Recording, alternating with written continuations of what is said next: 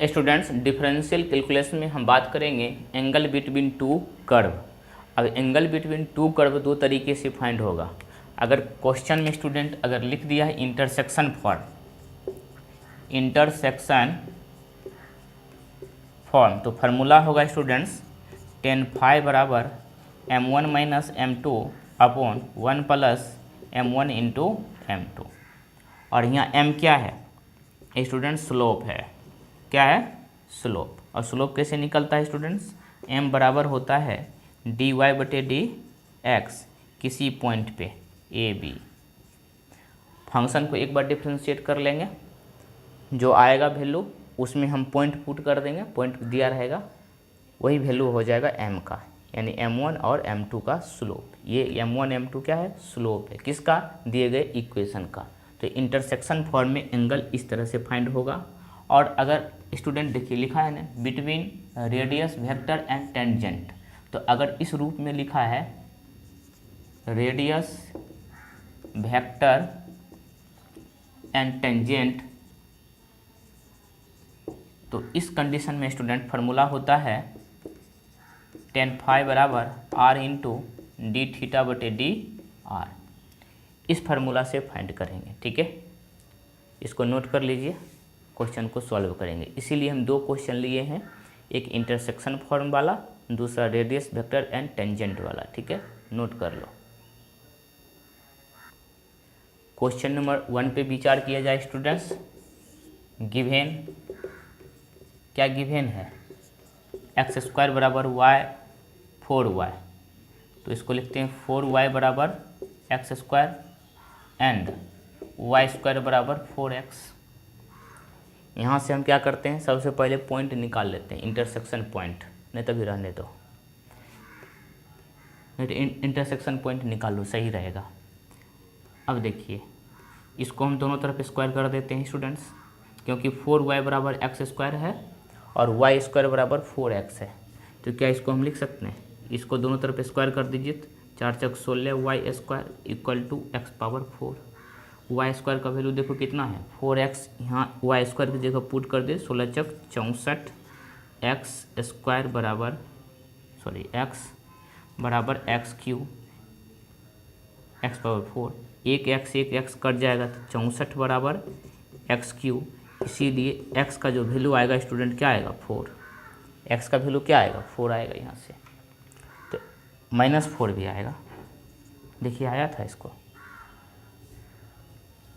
नहीं, इसको ऐसे कर दीजिए, -4 कहाँ से आएगा?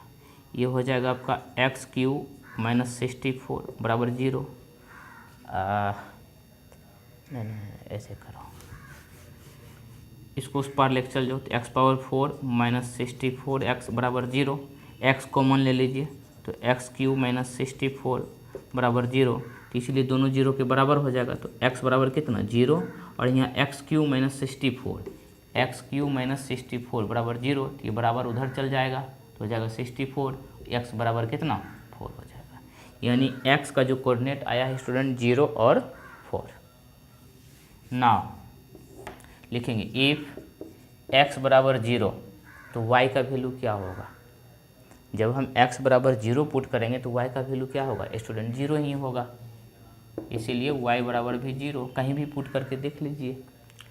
इफ़ x बराबर 4 पुट करते हैं तो y का वैल्यू क्या होगा?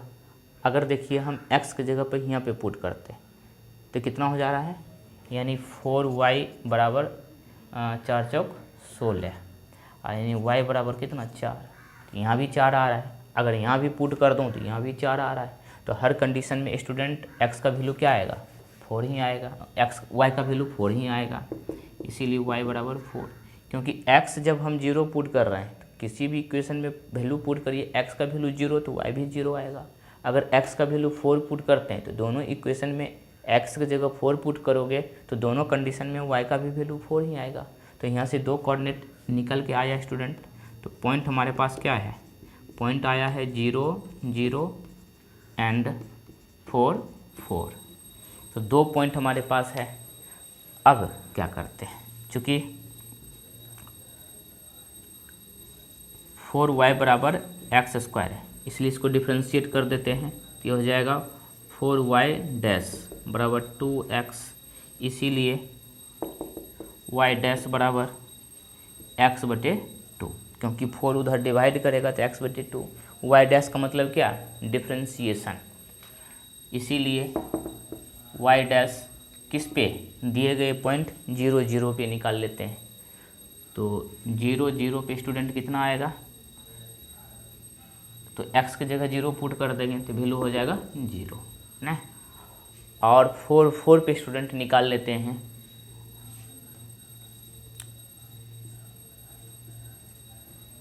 ये कितना हो जाएगा स्टूडेंट्स, x की जगह 4 पुट करेंगे, 4 बटे 2 यानी 2। तो पहला एक इस इक्वेशन का काम हुआ है, सिर्फ इस इक्वेशन का काम हो गया।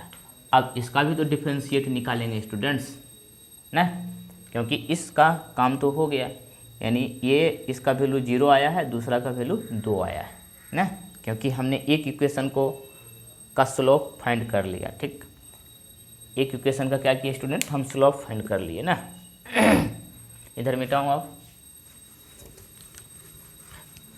अब लिखेंगे स्टूडेंट्स ये वाला पार्ट, चूँकि y² बराबर 4x, ये हो जाएगा 2y इंटू वाई डैश, मतलब डिफ्रेंशिएट है dy बटे dx बराबर 4, इसलिए y डैश बराबर कितना 2 बटे y, इसीलिए स्टूडेंट्स y डैश, ये y डैश है, यहाँ नहीं लिखते, यहाँ लिखते हैं।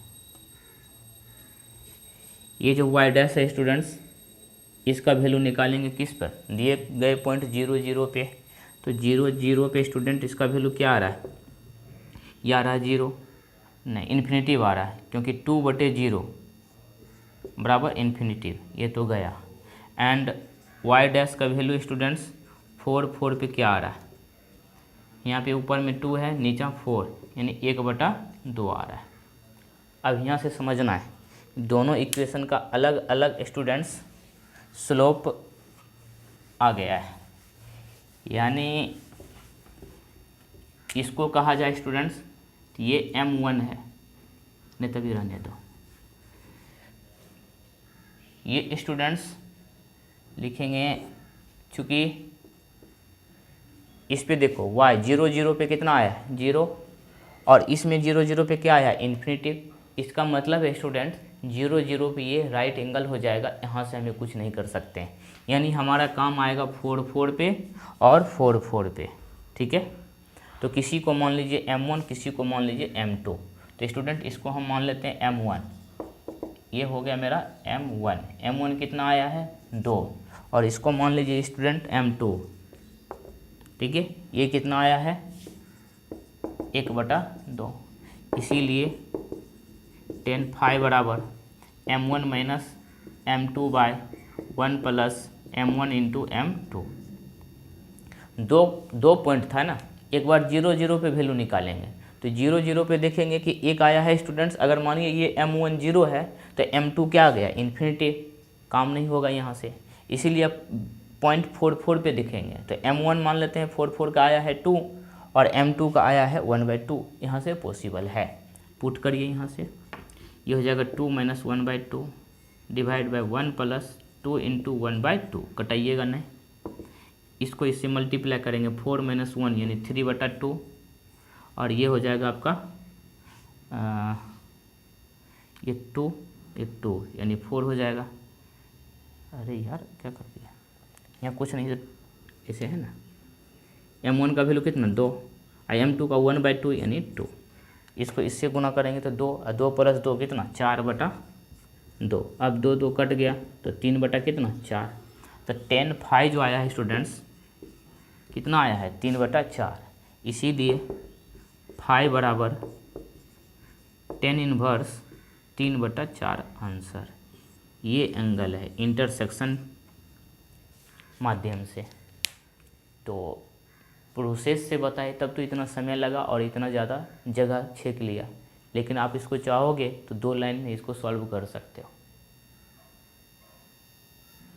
अगर इसी क्वेश्चन को स्टूडेंट एग्जाम में सॉल्व करना चाहोगे तो कैसे होगा, इसका डायरेक्ट निकाल लोगे स्टूडेंट्स, y डैश यहाँ पे a मान लेते हैं, इसको a लिख दीजिएगा एग्जाम में ही, इसको b लिख देना, तो y डैश a क्या हो जाएगा स्टूडेंट्स 2x/4 यानी ये हो जाएगा x/2। फिर स्टूडेंट्स वाई बी डैश इसका निकाल लोगे तो ये हो जाएगा आपका यहाँ पे 4, इधर y बच रहा है यानी 2y, ये हो जाएगा 2y यानी 2/y। यहाँ तक तो कर सकते हो। फिर लिखोगे चूँकि x² बराबर 4y, अब a b छोड़ दो, एंड y² बराबर 4x, इसको दोनों तरफ स्टूडेंट स्क्वायर कर देंगे तो x⁴ बराबर 4 चौक 16 y²। अब y² की जगह ये पुट करेंगे तो 64x ना, इधर कर देंगे तो हो जाएगा x⁴ माइनस 64x बराबर 0, इसीलिए x बराबर 0 और 4। तो x का वैल्यू 0 और y का वैल्यू है 4, तो अपना मन में ही पुट करिए। तो y का वैल्यू स्टूडेंट क्या होगा, यहाँ पे 0 पुट कर दो इस इक्वेशन में, तो y का भी 0 हो जाएगा। और जब 4 पुट कर दो, 4 चौक 16, 4 कट की यानी 4। तो क्या देख रहे हैं, अब x का 0 4 और y का भी 0 4। अब यहाँ से एक काम करिए, tan phi बराबर क्या होगा students, m1 minus m2 by 1 plus m1 into m2। पहला बिंदु किस पर, 0 0 पे। तो देखिए x का वैल्यू अगर हम इसमें 0 पुट करते हैं तो 0/any नंबर 0, यानी इसको m1 मान लेंगे, यहाँ पर हो जाएगा 0 माइनस, देख रहे हो ना, समझो m1 का मतलब क्या, स्लोप। तो पहला किसका स्लोप निकाल लेते हैं, तो यही दोनों स्लोप है, ये वाला, इसी में पुट करके वैल्यू निकालेंगे। तो x की जगह अगर हम 0 पुट करते हैं तो 0/2 कितना हो जाएगा 0। फिर m2, तो m2 के लिए इसका यूज करेंगे ना, ये m1 के लिए, ये m2 के लिए।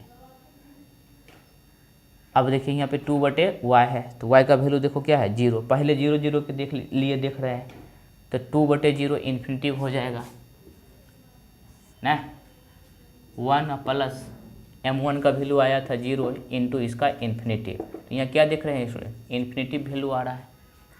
और किस में होता है 10 इन्फिनिटिव, तो यहाँ पे लिख सकते हैं 10 π/2, तो यहाँ है 10 phi, तो 10 10 ख़त्म, तो इसीलिए phi बराबर कितना, π/2 यानी 90 डिग्री, यानी यही तब न बोले थे राइट एंगल ट्रायंगल है, उस समय बोले थे ना, ये शॉर्टकट चल रहा है। तो देखिए phi का वैल्यू कितना आया, π/2। फिर लिखेंगे स्टूडेंट्स 10 phi बराबर m1 minus m2 by 1 plus m1 into m2। अब किसके लिए, 4 और 4 के लिए, यहाँ पे 4 पुट करिए, ये m1 के लिए तो 4/2 यानी 2 हो जाएगा, और माइनस y का वैल्यू 4 पुट करिए m2 के लिए, तो 2/4 यानी 1/2, यानी 1 प्लस 2 इंटू 1/2, कैलकुलेशन करिए 3/4 आएगा, इसीलिए phi बराबर 10 इनवर्स 3/4 आंसर। दो आंसर आपके पास, एक राइट एंगल ट्रायंगल के लिए और दूसरा आया है 10 इनवर्स 3/4। तो देखिए दोनों एक ही तरीका है, लेकिन हम बताए आपको एग्जाम में इस तरह से सॉल्व करने के लिए, जिससे आपका फास्ट कैलकुलेशन होगा, ठीक है, नोट कर लो।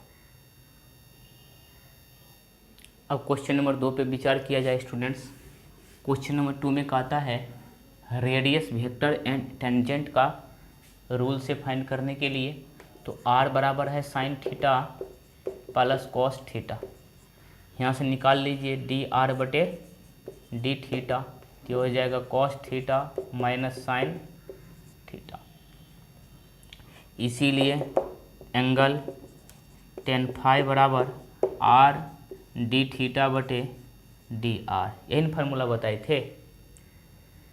दूसरा कर्व का भी छोड़ दिए, पहले कर्व के लिए यहाँ से हो जाएगा r का वैल्यू क्या है, sine theta plus cos theta into d थीटा/dr, हमें पता है dr/d थीटा, इसको पलट दिए तो ये भी पलट जाएगा, तो ये हो जाएगा, नीचे आ जाएगा students cos theta minus sine theta.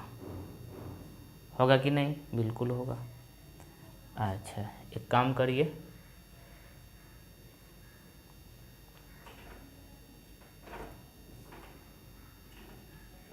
Cos theta से स्टूडेंट ऊपर नीचे डिवाइड कर दो, तो इसको जब कॉस थीटा से ऊपर नीचे डिवाइड करूँगा, tan phi है, तो ये बन जाएगा tan theta plus 1/1 minus tan theta बनेगा ना।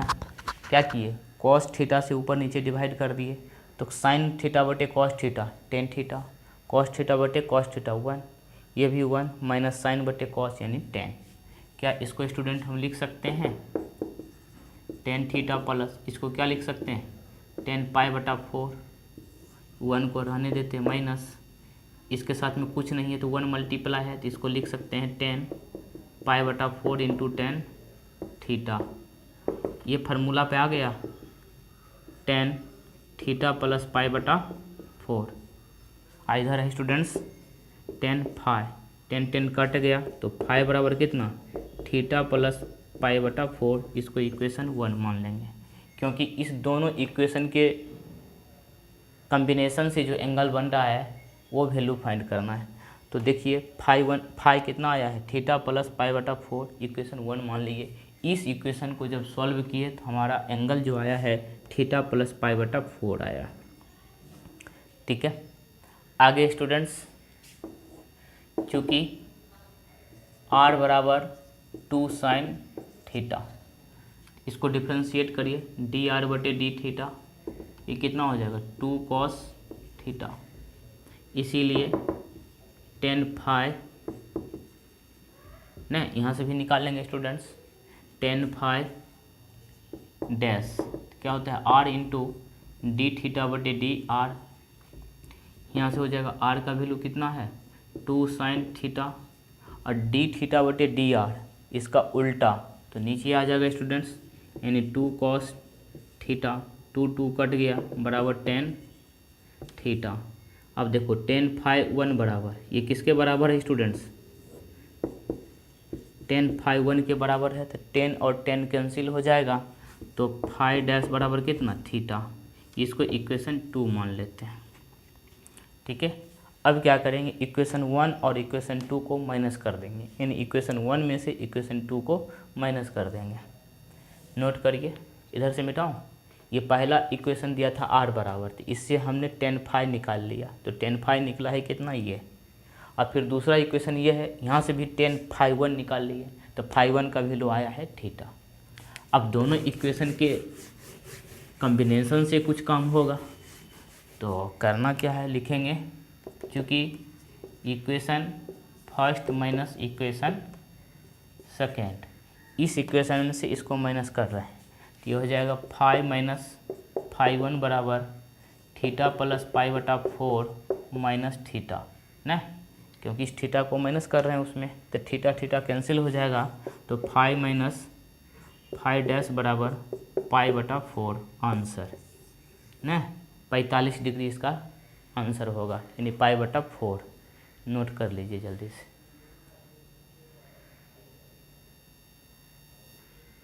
देखिए स्टूडेंट्स, ये क्वेश्चन आपके लिए r बराबर a/1 प्लस कॉस थीटा और r बराबर b/1 माइनस कॉस थीटा, इसमें कहता है इसको इंटरसेक्शन मेथड से निकालने के लिए, लेकिन स्टूडेंट ये आसानी होगा रेडियस वेक्टर एंड टेंजेंट के माध्यम से सॉल्व करने में। ठीक है, तो क्वेश्चन तो बोल दिया है इंटरसेक्शन माध्यम से बनाने के लिए, लेकिन स्टूडेंट आप इसको क्या करना एग्जाम में सॉल्व कर देना tangent vector and radius vector and tangent के माध्यम से, वो देखने थोड़ी आएगा, आंसर तो सेम ही आएगा ना। तो आप उसको इंटरसेक्शन मेथड लिखा है क्वेश्चन में, लेकिन इसको आप सॉल्व कर देना किससे, रेडियस वेक्टर एंड टेंजेंट के माध्यम से। यानी कौन सा फार्मूला इसमें यूज करोगे स्टूडेंट्स, 10π बराबर r इंटू d/d r, इस फार्मूला से इसका सॉल्यूशन कर देना। पहले इसका सॉल्यूशन करना है, फिर इसका सॉल्यूशन करना है, तब देखिए स्टूडेंट वैल्यू क्या आ रहा है। ठीक है, आंसर मैं बता देना चाहूँगा इसका आंसर क्या है। ठीक है, 1 मिनट समय दीजिएगा तब ना। आंसर है इसका 15/16 π/2 है इसका आंसर। इसका स्टूडेंट आंसर है फाइ माइनस फाइ डैश बराबर π/2। जब इसको सॉल्व करोगे तो आंसर आएगा 90 डिग्री, यानी π/2 राइट एंगल ट्रायंगल। ठीक है, किस नियम से बनाओगे, क्वेश्चन में इंटरसेक्शन मेथड लिखा है, लेकिन इसको सॉल्व कर देना किससे, radius vector and tangent formula से।